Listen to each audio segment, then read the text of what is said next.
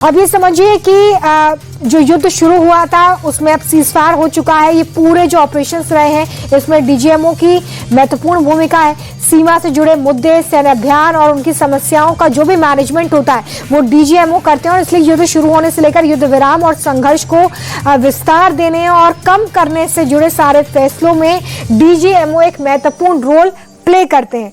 इस वक्त भी सीजफायर के मुद्दे पर दोनों देशों के डीजीएमओ के बीच ही सबसे पहले संपर्क स्थापित हुआ।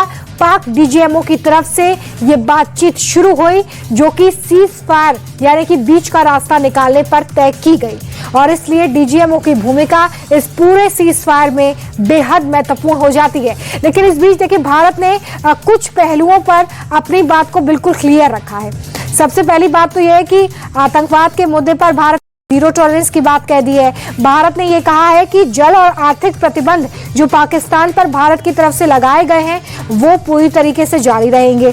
इसके अलावा जो व्यापारिक संबंध है, जो कि आपको याद होगा कि बहुत सारे व्यापारिक संबंध जिसमें सामान का जो आना जाना था, आदान प्रदान था, उससे रोका गया था। जो डाक सेवाएं थी उन्हें रोका गया था। इसके अलावा समुद्र के रास्ते पोर्ट्स पर जो सामान पाकिस्तान से भारत और भारत से पाकिस्तान की तरफ जाता है उसे भी रोक दिया गया था।